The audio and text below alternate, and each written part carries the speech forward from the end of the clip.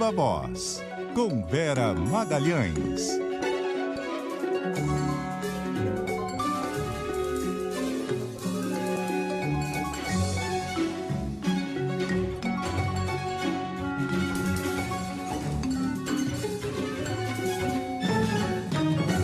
Vera Magalhães, com imagem.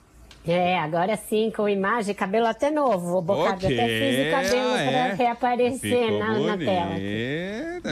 Eu vi uma postagem e tal. Uau, olha lá. Então, foi em homenagem ao Viva Voz. Boa noite para você e para Carol. Eu separei o melhor blazer para hoje. O melhor, já tinha falado isso mais cedo. Tá chique. Então, recomendo. Hoje o Viva Voz está em trajes de gala. Falei por vocês. Recomendo o Viva Voz. Carioca no frio, gente. Esse negócio de que no frio a gente se veste melhor no home office. Eu até fiz um post no Twitter ontem. A gente vai botando um monte de coisa que não tem nada a ver. No final tá que nem a dona Catifunda da escolinha do professor Raimundo, para seguir no tema da escolinha. Eu tô tipo dona Catifunda, que dá cintura para baixo, aquele chinelo com meia. Jamais. É triste. Bom, eu também não tô mostrando da cintura para baixo. O que vale é o que a câmera mostra. Tá? O Viva Voz, recomendamos. Viva Voz, Viva Imagem. É isso. Viva Imagem de Vera Magalhães. Ô Vera, pra gente entrar no assunto do dia, falei ainda há pouco aqui que se me desse um domingão na Globo, eu topava, eu desistia de qualquer coisa, ia contribuir. Até do ponto final, duvido. Não, esse eu jamais. Esse bom. jamais. Vai levar a gente, Vera. Esse jamais. A gente pode fazer a reunião do domingão, né? Então.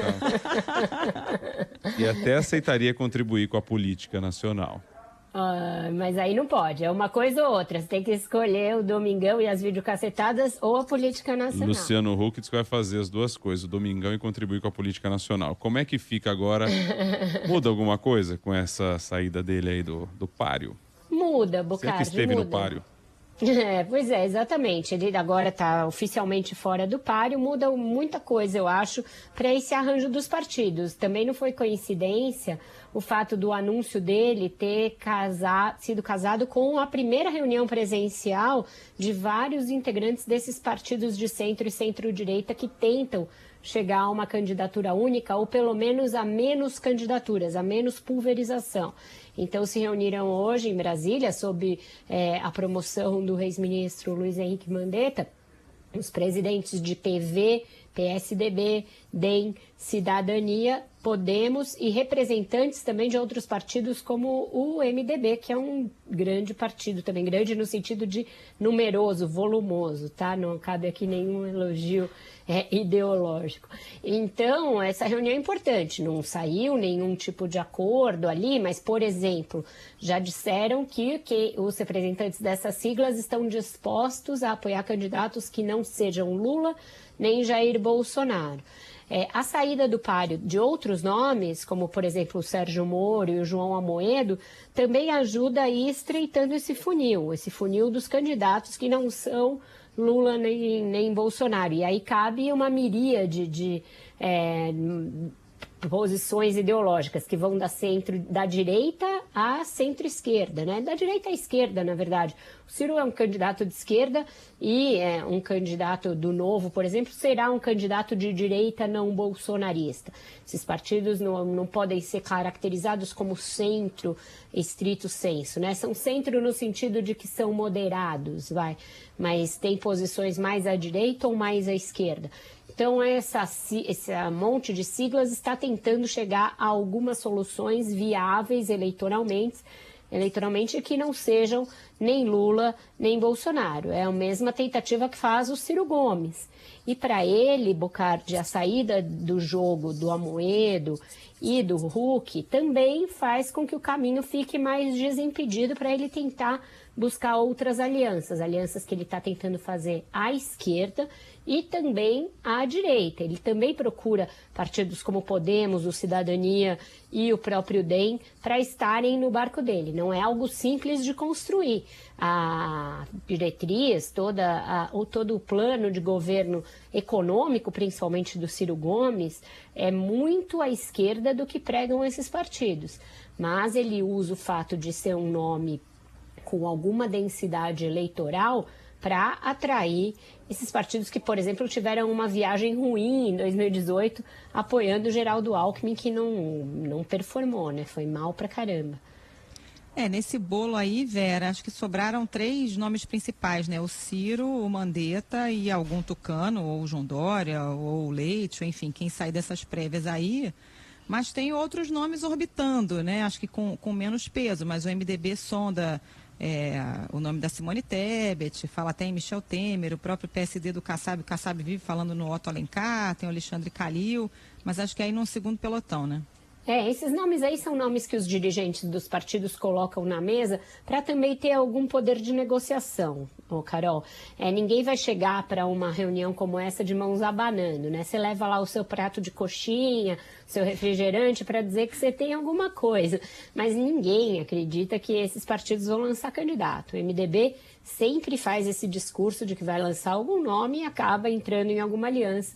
PSD do Kassab é um partido com a mesma característica. Alexandre Calil é um candidato mais provável ou a vice ou a governador de Minas. Eu acho que ele seria um ótimo nome, tá?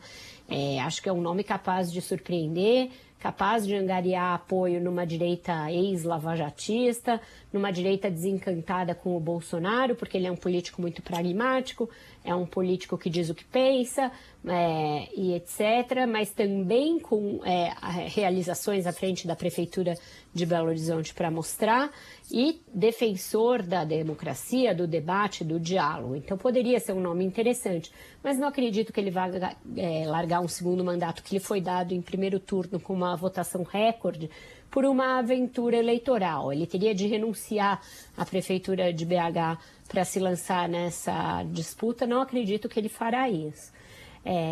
Então, sobram aqueles nomes já mais conhecidos, os que você falou como os do primeiro pelotão.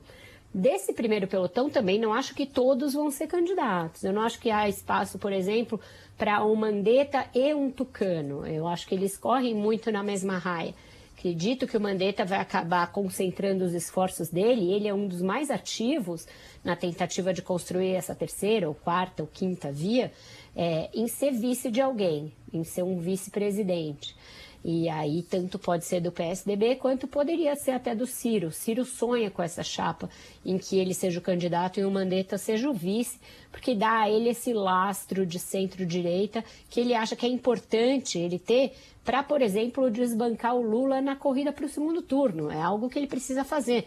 Não é uma tarefa nada fácil. O Lula tem um voto muito consolidado. Mas ainda assim, o Ciro optou por esse caminho que é bem arriscado, que é de bater no Lula, dizer que ele representa o passado, que ele representa um passado que ninguém tem saudade, que está sendo falsamente edulcorado, um passado que tinha muita corrupção, etc., e que ele seria um político progressista, mas voltado para uma agenda dos novos tempos, uma nova agenda, longe do fisiologismo, longe da corrupção. Se vai colar esse discurso é uma outra coisa. Se ele é coerente com a trajetória do Ciro, é algo que a gente também tem de discutir. Mas certamente esse é o discurso que ele e o João Santana fizeram para esse período da pré-campanha. Virando a página, vamos falar de Wilson Witzel na CPI. Eu disse mais cedo aqui que ele foi, mas não foi. É pretexto disso que vocês estavam falando da escolinha, é isso? Eu não estava ouvindo o programa. Rolou também a história aqui de escolinha do professor Raimundo, porque na hora que colocaram aqui, a gente exibiu aqui os sons, as conversas, as trocas os diálogos da CPI, fiquei confuso se era CPI mesmo ou se era escolinha. Eu achei que tivessem rodado o som errado. Eu vi isso, fiquei imaginando o Omar Aziz com aquele bigode, aquele guarda-pó de professor. Ficou uma imagem engraçada, confesso. Depois a gente pode até pensar quem é quem ali, né? Nos personagens, quem é o Rolando Lero da vez. Tem vários, né? Mas foi bem isso, porque o Flávio Bolsonaro e o depoente se pegaram num bate-boca lá de o senhor me respeite. Respeito não é uma questão de idade, e o Aziz falando, não, vamos todo mundo respeitar todo mundo, e ficou aquilo lá. E aí o Witzel fez aquele negócio, como disseram no Twitter, pessoal, lembrei que eu deixei uma roupa ali no varal e caiu fora. Deu linha na pipa e foi embora. Ninguém nunca tinha visto isso, né? Foi inédito até aqui na CPI, foi bem engraçado até. Mas é isso, fez uma crítica.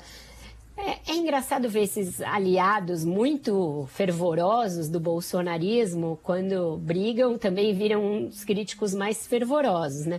O Wilson Witzel só existe, a gente só sabe o nome dele, e mesmo assim muita gente não sabe pronunciar, ele já foi empichado e muita gente ainda não sabe falar o nome dele, porque ele foi uma invenção justamente do Flávio Bolsonaro, mais do que do pai dele. Flávio Bolsonaro era do mesmo partido do Witzel, e o Carlos Bolsonaro também era desse partido, o Flávio não, era do PSL, mas o Carlos Bolsonaro era do PSC, e eles fizeram uma dobrada ali na eleição muito vigorosa, andavam juntos para cima e para baixo.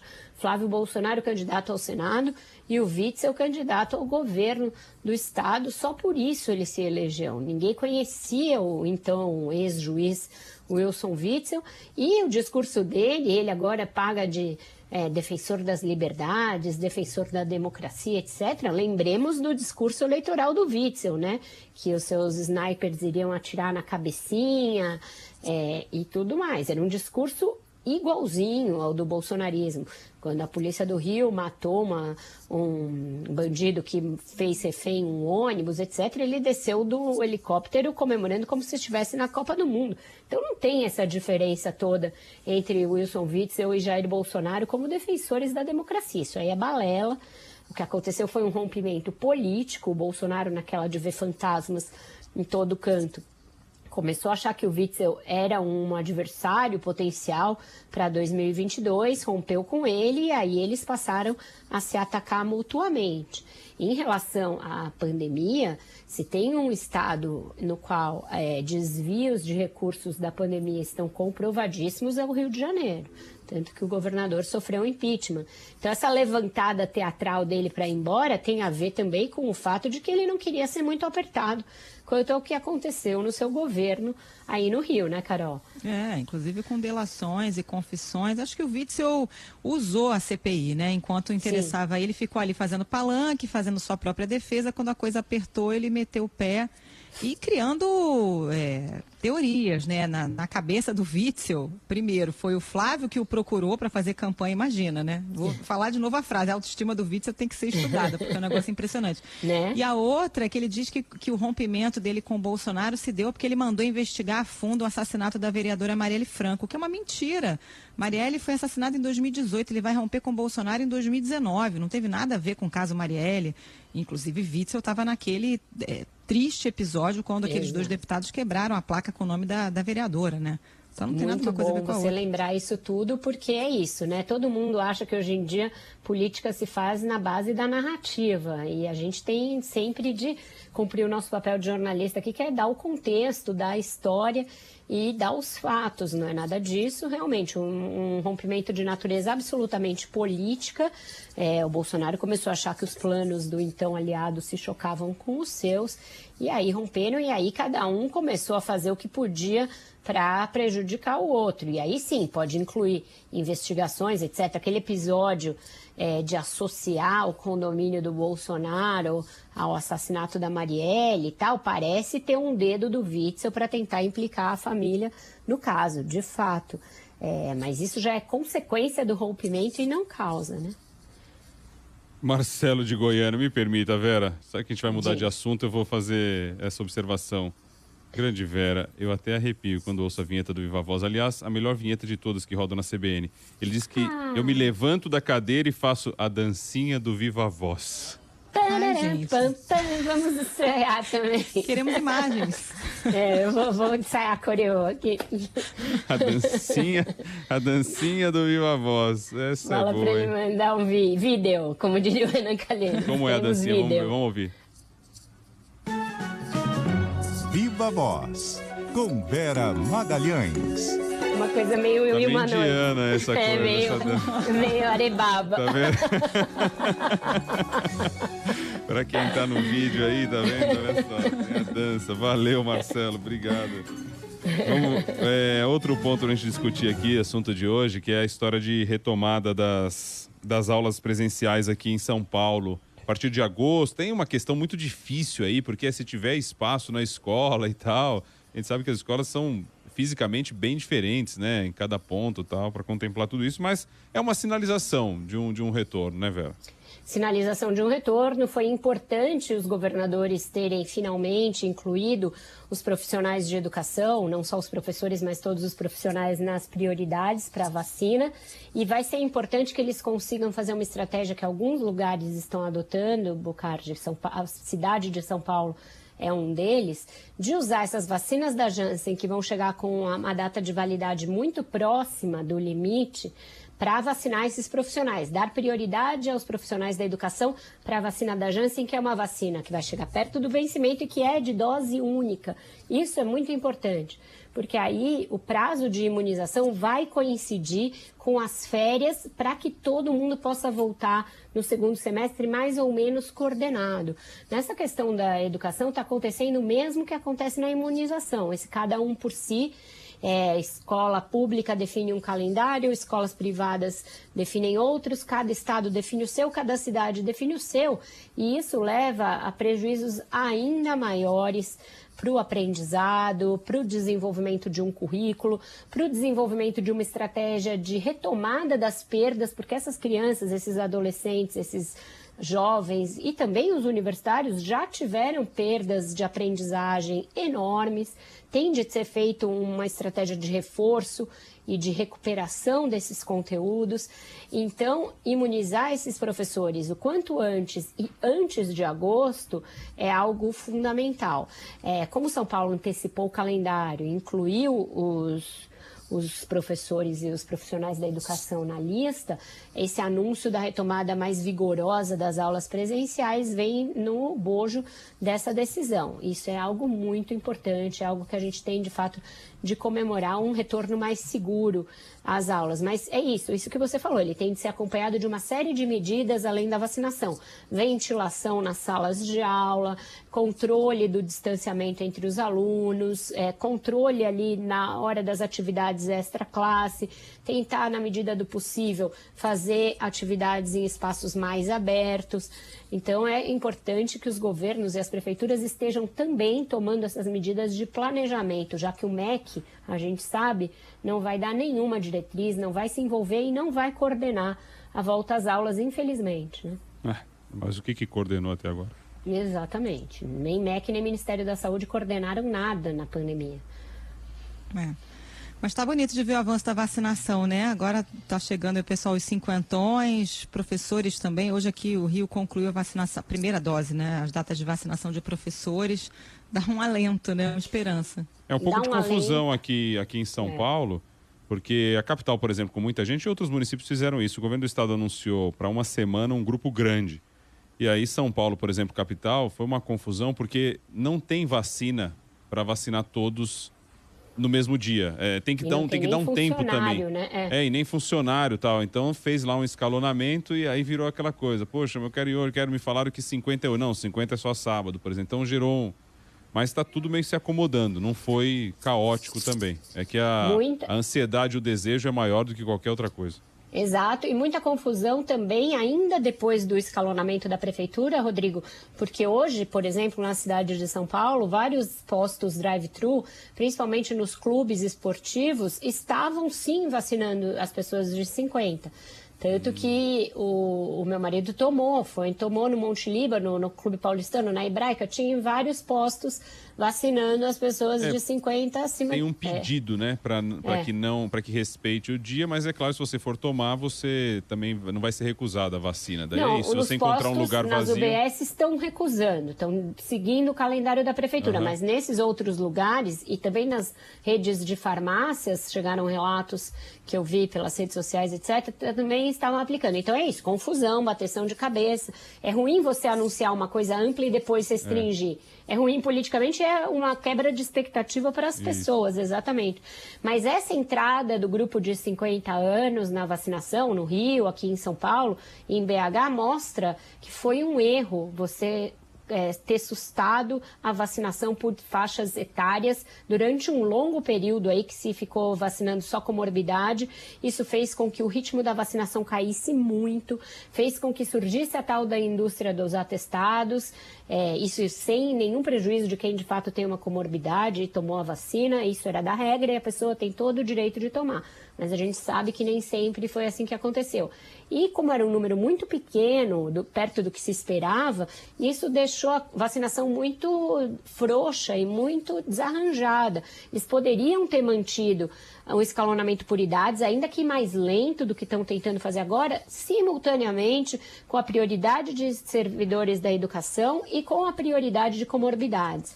Então, se tivesse, de novo, vou bater na tecla porque isso é política pública, tá, gente? Isso é o que a gente, como pagador de imposto, tem de exigir e tem de cobrar. Se o Ministério da Saúde fosse eficaz em organizar um plano nacional de imunização, essas bateções de cabeça e essa coisa de cada um fazer do seu jeito não aconteceria e a vacinação estaria muito mais uniforme, mais homogênea e talvez num ritmo melhor.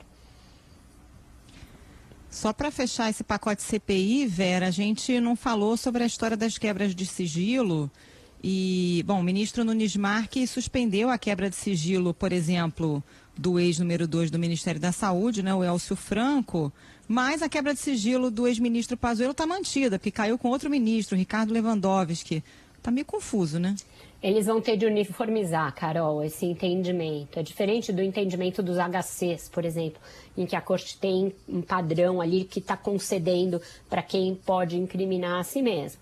Nesse caso das quebras de sigilo, todo o histórico de CPIs até aqui é a favor da quebra de sigilos. Não tem justificativa, a não ser um servidor que não tenha envolvimento direto, mas não é o caso do número 2, por exemplo, que tinha um envolvimento muito direto nas decisões e na propagação, por exemplo, de narrativas e de instruções na pandemia. Então, acredito que o ministro Fux vai ter de chamar reunião plenária para unificar as decisões a respeito dessa questão das quebras de sigilo. Eles não vão ter outro jeito. Espero que ele faça isso quanto antes, porque isso pode atrasar e atrapalhar o trabalho da CPI.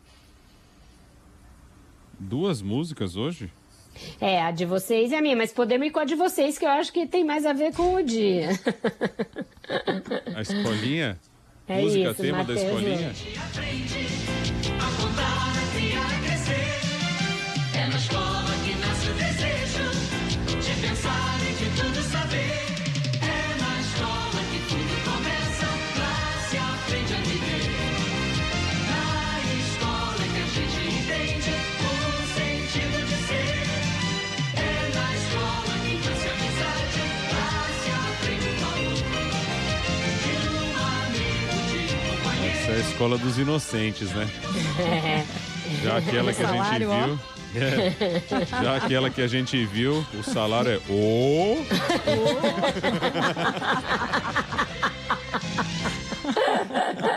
Maravilhoso. Aquela de Brasília, o salário não é ó, é o. Sabe quando você olha e você vê Por o favor, tamanho? façam uma vinheta com esse um meme, tudo. Eu quero tudo na minha mesa. Terminando aqui o Viva Voz, tá bom? Figurinha, meme, vinheta. Obrigada. Fera Magalhães. Obrigado. Tem outra música, vamos lá, antes de dar tchau. Essa sou eu hoje com o marido vacinado. Ah, Ai, entendi. muito bom. Parabéns pro Tá Otávio. chegando nossa vez. 50 anos hoje, vacina 50 também. anos hoje, vacina no braço. Semana Boa. que vem sou eu, quarta-feira. Valeu. Ô, CBN, me arruma aí a camiseta vacina já. Nunca pedi nada pra essa Ah, também firma. quero, hein? Tô nessa fila Cadê também. Pedro Dias Leite? Vacina sim. Vai Vacina chegar sim, aí. essa aí. Quero. Vai Tchau, chegar. gente. Valeu. Semana que vem teremos Jacaré Magalhães. Jacaré Magalhães. Cuca, vou virar Cuca. Tchau, gente. Tchau, valeu. 6 horas e 27 minutos, vamos pro intervalo.